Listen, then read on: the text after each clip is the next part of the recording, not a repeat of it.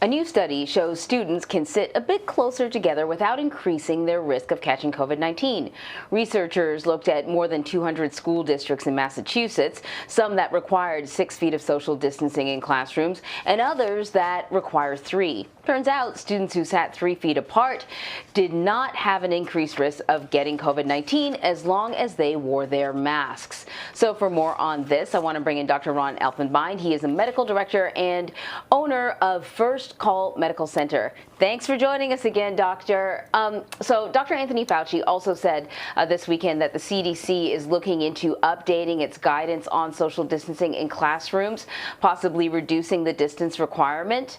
I guess the question is, do these study results, justify a change? And as we were watching some of the video that we were getting ready to show, I was thinking to myself, we're showing images of children who are sitting with their mask on, but they don't have, the screens blocking their desks, which is what my daughter has at her school. And I wondered about exactly what the circumstances were in the schools that had that showed there wasn't much of a difference between 3 feet and 6 feet.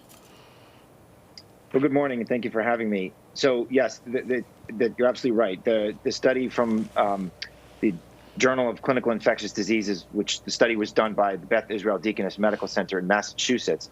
They looked at 242 school districts, and they looked at the incidence of infection between people who kids who sat 6 feet apart or 3 feet apart. And you're right that some of these pictures don't have the plastic shields, the plexiglass. My understanding is that everyone had to wear a mask to be part of the study, but they did not have to have the shielding. Some schools did, some schools did not, but they accounted for that in their statistical analysis. So, as you said, Anne-Marie, that there was no statistical difference between the schools that sat 3 feet apart and 6 feet apart. And the CDC has not yet come out on this. They, as Dr. Fauci said, they likely will.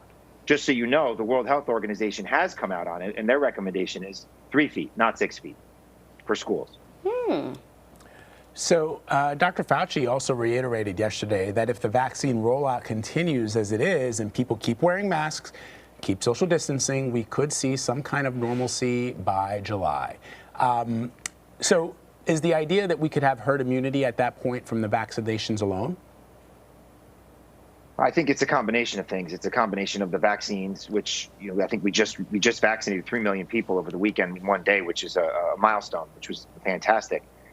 So it's a combination of the vaccines and people who have gotten COVID who have their own natural immunity to it. They're still eligible for the vaccine, but they have to wait a certain time period until they can go to get the vaccine. So I think it's a combination of those two things. So yes, it's certainly possible that by July that could be the case. I'm certainly hopeful. If we're vaccinating 3 million people a day and that number continues, then I think we certainly could be there by the 4th of July for sure. A recent CDC study found that state mask mandates were associated with a 2% decrease in the rate of new COVID-19 deaths. That study also says allowing in-person dining at restaurants increased the rate of new COVID-19 deaths by up to 3%.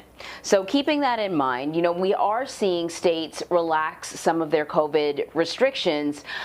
So I'm wondering, are you concerned that we may see a spike in cases? Yes, I am. And if you look at Europe, you look at Germany, you look at other countries in Europe, and certainly in Brazil. Brazil is actually being hit harder right now than they have been at all in this entire pandemic. So there's really no reason to believe that where they go, we won't. So spring break just is happening. People, as you say, the states are relaxing their mandates. So yes, I am a little bit concerned that we will have another wave of infections. Remember, pandemics typically go in waves. You have a high, then you have a low, then you have a high. That kind of continues like that in waves. And again, until we're done with this, and by done, I think that maybe July, maybe August, maybe September, we don't know. We're going to continue to have these waves, and I think that there's another one coming. We're also learning that the woman in Denmark who died after getting the AstraZeneca vaccine had a low number of blood platelets, clots in her small and large blood vessels, and some bleeding. Some countries have temporarily stopped giving out this shot over blood clot concerns, though AstraZeneca and the World Health Organization have both said there's no indication the vaccine and reports of blood clots are connected. So, Dr. Elfenbein, what do these symptoms tell you about what happened to this woman and if she perhaps had a pre-existing condition? Yeah, it's very possible that she had a pre-existing condition. I don't think people should jump to conclusions. She died, it sounds like she died from what's called DIC, which is disseminated intravascular coagulation, which basically makes you just clot like crazy all over, and then you either bleed to death or you die from a blood clot. So it's an awful way to die. It's not a nice thing.